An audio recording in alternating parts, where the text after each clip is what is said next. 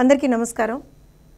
కలియుగ ప్రత్యక్ష దైవం వెంకటేశ్వర స్వామి తోటి లడ్డూ ప్రసాదం ఏదైతే తిరుమల ఉందో దానికి సంబంధించి గత కొన్ని రోజులుగా ఏ విధమైనటువంటి రాజకీయాలు వైఎస్ఆర్సీపీ చేస్తుందో, ఏ విధంగా బురద జల్లడానికి వైఎస్ఆర్సీపీ చూస్తుందో, అసలు ఆ లడ్డూ ప్రసాదానికి సంబంధించినటువంటి ఏదైతే కల్తీ వ్యవహారం ఉందో, ఏ విధంగా అయితే అనిమల్ ఫ్యాట్ అందులో యూజ్ చేశారో వాటన్నిటికీ సంబంధించి కొన్ని విస్తుపోయేటువంటి నిజాలు మీ ముందర ఇవాళ రోజున ఉంచాల్సినటువంటి అవసరం ఉందని ఈ పర్టిక్యులర్ వీడియో చేయడం జరుగుతుంది. ఇక్కడ మనందరం చూస్తే గత కొన్ని సంవత్సరాలుగా, అంటే గత 5 సంవత్సరాలుగా జగన్మోహన్ రెడ్డి గారి హయాంలో ఏ విధమైనటువంటి విషయాలు జరిగాయి తిరుమలలో అనేటువంటిది ఒకసారి చూద్దాం. ఇది తిరుమలకి సంబంధించినటువంటి లడ్డూకి సంబంధించినటువంటి ఆ ప్రసాదంలో వాడేటువంటి శ్రేష్టమైనటువంటి ఆవు నెయ్యి ఏదైతే వాడాలో దానికి సంబంధించినటువంటి అండ్ దాంతోపాటుగా కొన్ని మిగతా రా మెటీరియల్స్ కూడా సంబంధించినటువంటి tender documentation, tender eligibility criterias ఏవైతే వాళ్ళు చేంజ్ చేశారో, ఎందుకు చేంజ్ చేశారు, ఎవరు చేంజ్ చేశారో అవన్నీ తర్వాత మాట్లాడుకున్నా. అసలు వాళ్ళు ఏం చేశారు, ఎక్కడ చేంజ్ చేశారు, ఇది 2019 డిసెంబర్ 12వ తేదీన టీటీడీ బోర్డు ఒక రెజల్యూషన్ పాస్ చేసింది. ఏంటయ్యా అంటే ఇవి బేసిక్ కండిషన్స్, వీటితో పాటుగా వీటి వల్ల చాలామంది టెండర్లో పార్టిసిపేట్ చేయట్లేదు, అందుకని కొన్ని టెండర్ మోడిఫికేషన్స్ మేము సజెస్ట్ చేస్తాము అని చెప్పి దానికి సంబంధించి ఒక ఎక్స్పర్ట్ కమిటీని కూడా వాళ్ళు ఆ రోజున వేయడం జరిగింది. ఆ ఎక్స్పర్ట్ కమిటీ కొన్ని recommendations, expert committee, TTD board ఇవన్నీ కలిపి కొన్ని రికమెండేషన్స్ తీసుకొచ్చారు. ఏదైతే స్వామివారికి సంబంధించినటువంటి ఆ ప్రసాదాలకు సంబంధించినటువంటి ముడి పదార్థాలు ఉంటాయో అందులో నెయ్యి ముఖ్యమైనది. దానికి సంబంధించి జాతీయ స్థాయిలో ఉన్నటువంటి డైరీల నుంచి, రాష్ట్ర స్థాయిలో ఉన్నటువంటి డైరీల నుంచి కొన్ని టిన్నులలో కూడా నెయ్యి తీసుకోవడం జరుగుతుంది. దాని ప్రొక్యూర్మెంట్ కోసం టెండర్స్ని పిలివేయడానికి దానికి సంబంధించినటువంటి కొన్ని ఎలిజిబిలిటీ క్రైటీరియాస్ వీళ్ళు ఏ విధంగా మార్చారు. ముఖ్యంగా cow ghee special grade with Agmark through tankers, national wide diaries అంటే జాతీయ స్థాయిలో ఉన్నటువంటి డైరీలు ఏవైతే ఆ టెండర్ బిడ్డింగ్లో పార్టిసిపేట్ చేయాలి అంటే అప్పటి వరకు ఉన్న కండిషన్స్ ఏంటి, కండిషన్ నెంబర్ 18 ప్రకారంగా 3 సంవత్సరాల మినిమం 3 సంవత్సరాలు వాళ్ళు ఇదే ఫీల్డ్లో పనిచేస్తూ ఉండాలి. కండిషన్ నెంబర్ 19 ప్రకారంగా అట్లీస్ట్ ఒక 4 లక్షల లీటర్ల కౌ మిల్క్, ఆవు పాలు పర్ డే వాళ్ళు ప్రొక్యూర్ చేసుకుంటూ ఉండాలి. ఇది కండిషన్ నెంబర్ 20 ప్రకారంగా 8 టన్నుల cow milk fat processing capacity వాళ్ళకు ఉండాలి. ఈ 3 కండిషన్స్లో కూడా వాళ్ళు రికమెండేషన్స్ పెట్టి కుదించేశారు. మొదటి కండిషన్ని 3 సంవత్సరాల నుంచి సంవత్సరానికి, మిగతా 2 కండిషన్స్ అంటే 4 లక్షల లీటర్ల పాలు, 8 టన్నుల cow milk fat processing capacity, వీటన్నిటిని 2 కండిషన్స్ని కంప్లీట్గా రిమూవ్ చేశారు.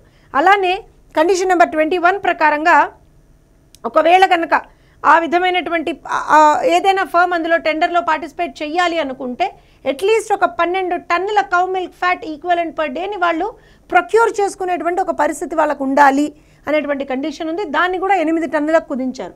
అన్నిటికన్నా ముఖ్యంగా కండిషన్ నెంబర్ 72లో 250 కోట్ల మినిమం టర్నోవర్, యాన్యువల్ టర్నోవర్ ఉండాల్సింది ఆ కండిషన్ని 150 కోట్లకు కుదించారు. ఇది జాతీయ స్థాయిలో ఎవరైతే పార్టిసిపేట్ చేస్తారో టెండర్లకు సంబంధించి ఆ డైరీలకు సంబంధించిన టెండర్ కండిషన్స్, అలానే మోడిఫికేషన్స్ ఏవైతే వాళ్ళు చేశారో, అలానే ఆంధ్రప్రదేశ్కి సంబంధించినటువంటి డైరీలు ఏవైనా టెండర్లో పార్టిసిపేట్ చేయాలి అంటే దీనికి కూడా 3 సంవత్సరాల కండిషన్ని తీసుకొచ్చి 1 సంవత్సరం చేసేశారు. ఏదైతే 2 లక్షల లీటర్ల ఆవు పాలు వాళ్ళు కనీసం ఒక రోజులో 2 లక్షల లీటర్ల ఆవు పాలు ఏదైతే వాళ్ళు ప్రొక్యూర్ చేయాలో దాన్ని తీసేశారు. అలానే 3 టన్నుల cow milk fat processing capacity ఉండాలి, దాన్ని తీసేశారు. అలానే 6 టన్నుల కౌ మిల్క్ ఫ్యాట్ ఈక్వలెంట్ ఏదైతే వాళ్ళు చెయ్యాలో దాన్ని తీసేసి 3 టన్నులకు తీసుకొచ్చారు. అలానే మినిమం యాన్యువల్ టర్నోవర్ 100 కోట్లు ఉండాల్సింది దాన్ని 50 కోట్లకు కుదించారు. ఇది ఆంధ్రప్రదేశ్ డైరీలకు సంబంధించి. అలానే ఒకవేళ టిన్నులతో అయితే సేమ్ 3 సంవత్సరాల కండిషన్ని 1 సంవత్సరానికి కుదించి ఈ 2 కండిషన్స్ని తీసేసి 4 టన్నుల నుంచి 2 టన్నులకు ఆ ప్రొక్యూర్మెంట్ అనేటువంటిది ప్రాసెసింగ్ కెపాసిటీని తీసేశారు. 50 కోట్లు ఉన్నటువంటి మినిమం టర్న్ ఓవర్ 50 కోట్లు ఉంచారు. ఇది జరిగినటువంటి వాస్తవం. ఇది డాక్యుమెంటరీ ప్రూఫ్. అలానే త్రూ టిన్స్ సదరన్ ఇండియా నుంచి ఎక్కడి నుంచైనా మనం తీసుకుంటే ఎగ్జిస్టింగ్ టెండర్ కండిషన్స్ ఏంటి, dairy should be functional for at least for 3 years, దాన్ని 1 year చేశారు. కండిషన్ నెంబర్ 19, 22 కూడా రిమూవ్ చేశారు. ఏంటి, 2 లక్షల లీటర్ల cow milk for the last 1 year. అలానే 2 tons cow milk fat or ghee in excess of its market requirement. ఈ రెండు కండిషన్స్ని తీసేశారు. కండిషన్ నెంబర్ 21 4 లక్షల కౌ మిల్క్ ఫ్యాట్ ఏదైతే ఈక్వలెంట్ పర్ డే ఉండాలో ప్రొక్యూర్మెంట్ కెపాసిటీ దాన్ని 2 టన్నులకు చేశారు. 50 కోట్ల మినిమం యాన్యువల్ టర్న్ ఓవర్ని 50 కోట్లు ఉంచారు. బేసిక్గా వాళ్ళు చేసింది ఇది. అంటే యాన్యువల్ టర్న్ ఓవర్ని తగ్గించేశారు. జాతీయ స్థాయిలో కావచ్చు, రాష్ట్ర స్థాయిలో కావచ్చు పాల్గొనేటువంటి డైరీస్కి ప్రొక్యూర్మెంట్ ఏదైతే ఎలిజిబిలిటీ క్రైటీరియా ఉండాలో 4 లక్షలు కావచ్చు, 2 లక్షలు కావచ్చు, దాన్ని తీసేశారు. 3 సంవత్సరాల నుంచి ఇదే ఫీల్డ్లో ఉండాలి అనేటువంటి కండిషన్ని కూడా దాన్ని 1 ఇయర్కి కుదించారు. ఇవన్నీ కూడా suggestions of the committee. The empanelment of the bidders can be made once in 2 years. Expression of the interest can be called from existing dairies or cow ghee manufacturers. Tenure may be 2 to 3 years. Financial bids need to be called for and approved. Only financial bids. Ante idi pure ga cost based tender, quality based tender asal kaane kaadu. Endukante quality conditions anni vallu teesesaru. Basic ga దీన్ని ఒక cost based టెండర్గా మాత్రమే వాళ్ళు పెట్టారు. అలానే ఫైనల్గా మనం కనుక చూస్తే recommended to approve the proposals without the empanelment clause, and hence the recommendations of the purchase committee are therefore placed before TTD board for approval. TTD board ki mundara approval ki pettinappudu resolution number 371 dated 29 February 2020వ సంవత్సరం February 29 2020వ సంవత్సరంలో resolved to approve the recommendations of the purchase committee. Also expedite such exercise in procurement of other major commodities. Approval ఇచ్చారు. ఎవరు ఇచ్చారు? అప్పటి chairman, Tirumala Tirupati దేవస్థాన board చైర్మన్గా ఉన్నటువంటి YV Subbareddy గారు. ఇప్పుడు ఏం చెప్తారు సుబ్బారెడ్డి గారు? మీరు కదా ఇదంతా చేసింది. అసలు కాస్ట్ బేస్డ్ టెండర్స్ ఎలా వస్తాయండి ఒక పేటెంటెడ్ ప్రోడక్ట్కి? క్వాలిటీ బేస్డ్ టెండర్స్ కదా ఉండాల్సింది. అసలు టెండర్ కండిషన్స్ ఎందుకు ఆల్టర్ చేశారు? ఎలిజిబిలిటీ క్రైటీరియాస్ ఎందుకు ఆల్టర్ చేశారు? ఎవరు చెప్తే చేశారు? మీరు కదా ఇదంతా చేసింది. ఇవాళ వచ్చి మళ్ళీ దొంగేడుపులు, దొంగ నాటకాలు ఆడతారే బయటకు వచ్చి. ఇక్కడ మీకు ఒక విషయం చెప్పాలి, ఇది చాలా important. Again cow ghee tanker rejected list for the year from 2022 to 2023. 2022వ సంవత్సరం 2023వ సంవత్సరంలో ఏవైతే ట్యాంకర్లు రిజెక్ట్ అయ్యాయో వాటికి సంబంధించినటువంటి డేటా ఇందులో కనుక మనం చూస్తే ఈ కంపెనీల పేర్లు ఒకసారి చూడండి.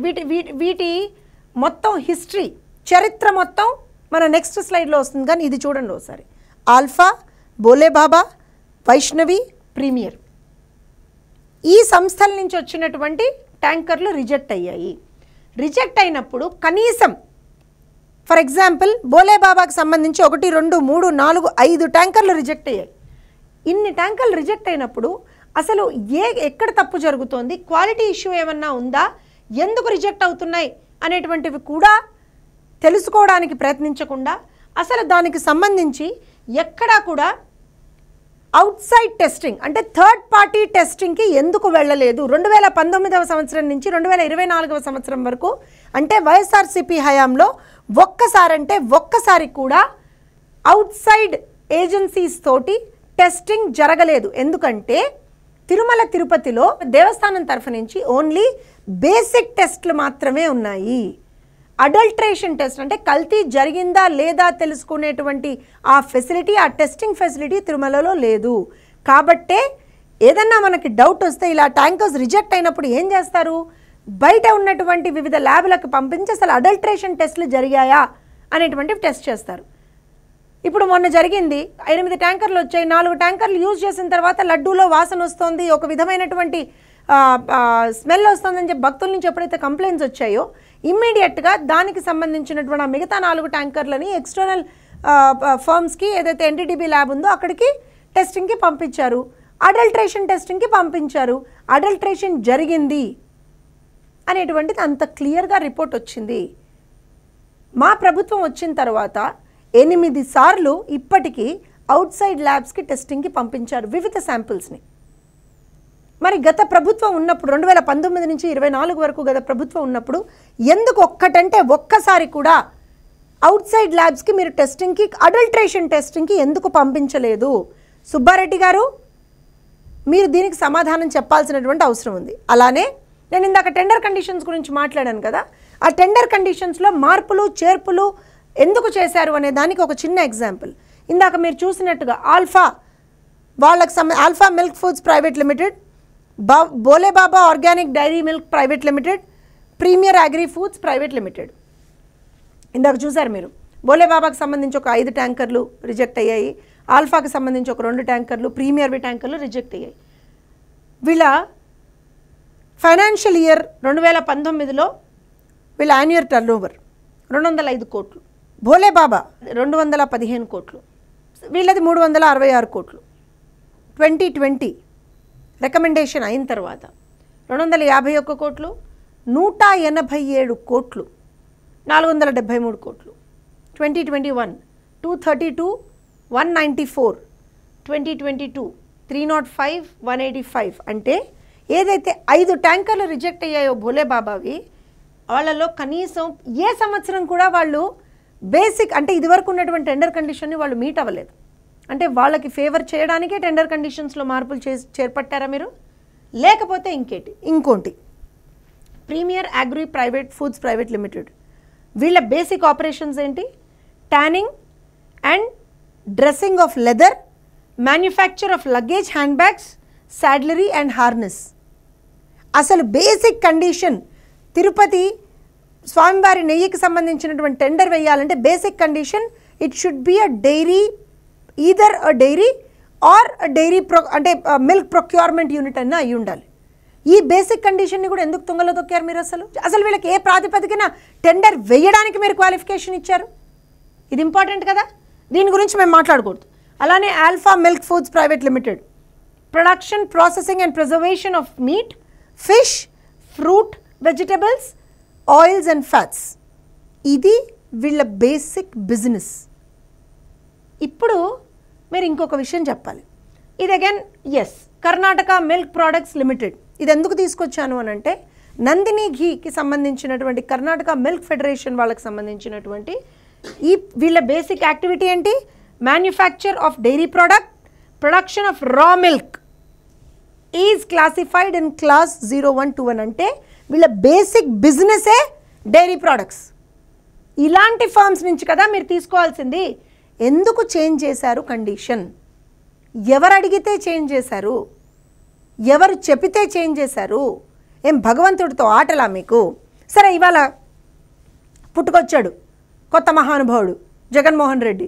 ఇన్ని రోజులు కళ్ళు మూసుకొని ఇంట్లో పడుకుని ఇవాళ బయటకు వచ్చి, లేదు నేను వెళ్తున్నాను, నేను తిరుమలకి వెళ్ళిపోతాను, తిరుమలకి వెళ్ళి నేను దేవుడిని దర్శనం చేసుకుంటాను. ఎందుకంటే యావత్ ప్రపంచంలో ఉన్నటువంటి శ్రీవారి భక్తులు, యావత్ భారతదేశంలో ఉన్నటువంటి ప్రతి ఒక్కళ్ళు కూడా కాండ్రించి ఉమ్మేస్తున్నారు జగన్మోహన్ రెడ్డి మీద, జగన్మోహన్ రెడ్డి చేసినటువంటి దుర్మార్గాల మీద, అపచారాల మీద, భగవంతుడితో ఆడినటువంటి ఆటల మీద. దాని నుంచి తప్పుదారి పట్టించడానికి డైవర్షన్ టెక్నిక్గా ఇవాళ రోజు నేను వెళ్ళిపోతాను తిరుమల అంటున్నావు. వెళ్ళిపోతావు తిరుమల, వెళ్ళు, ఎవరైనా స్వామివారి దగ్గరికి వెళ్ళొచ్చు, అభ్యంతరమే లేదు. స్వామివారికి కోటానుకోటి మంది భక్తులు. కానీ నీకు స్వామివారి మీద భక్తి ఉందా? నీకు స్వామివారి మీద నమ్మకం ఉందా? అసలు నువ్వు స్వామివారిని నమ్ముతావా? నమ్మేవాడివైతే ఇన్ని అపచారాలు ఎందుకు చేస్తావు గత 5 సంవత్సరాల్లో? స్వామివారి సాక్షాత్తు స్వామివారి ప్రసాదాన్ని అపవిత్రం చేసావు కదా. ఒకవేళ నువ్వు వెళ్ళాలి అనుకుంటే డిక్లరేషన్ ఫామ్ మీద సైన్ చేసి మాత్రమే వెళ్ళాలి. దానికి కారణం కూడా చెప్తాను Jaganmohan Reddy. According to rule number 136 of TTD Tirumala Tirupati Devasthanam under act 30 of 1987 issued via GO number 311 311 revenue endowments department dated 9/4/1990. ఈ యాక్ట్ ప్రకారంగా ఎవరైనా సరే నాన్ హిందూ పిల్గ్రిమ్స్ ఎవరైనా సరే తిరుమల మీద అడుగు పెట్టాలి అని అంటే, స్వామివారిని దర్శించుకోవడానికి వెళ్ళాలి అని అనుకుంటే ఈ ఫామ్ని సైన్ చేసి మాత్రమే వెళ్ళాలి. ఎక్కడ? వైకుంఠం క్యూ కాంప్లెక్స్ దగ్గర ఉంటుంది అది. అయితే ఇందులో ఏముంది జగన్మోహన్ రెడ్డి? చదవచ్చుగా నీకు, చదువు. I so and so belong to so and so religion, however I have faith in Lord Venkateshwara and reverence to him and to his worship. నేను భగవంతుడిని నమ్ముతున్నాను, స్వామివారిని నమ్ముతున్నాను, నాకు ఆయన అంటే భక్తి, ఒక్కసారి ఆయన్ని దర్శించుకుంటాను అని మీరు ఒక డిక్లరేషన్ సైన్ చేసి ఇవ్వాలి. జగన్మోహన్ రెడ్డి మీరు గనక తిరుమల వెళ్ళాలి అని అనుకుంటే, మీ తిరుమల వెళ్ళడం వెనుక ఏ విధమైనటువంటి రాజకీయ కోణం లేకపోతే, నిజంగా మీరు స్వామివారి పట్ల భక్తితోటే మీరు తిరుమల వెళ్ళాలి అని అనుకుంటే ఈ ఫామ్ మీద సిగ్నేచర్ చేసి అప్పుడు తిరుమల కొండ మీద అడుగుపెట్టండి. లేకపోతే మీకు తిరుమల కొండ మీద అడుగుపెట్టేటువంటి నైతిక అర్హత లేదు. ఇదేదో మేము ఇవాళ కొత్తగా ఏం మాట్లాడలా.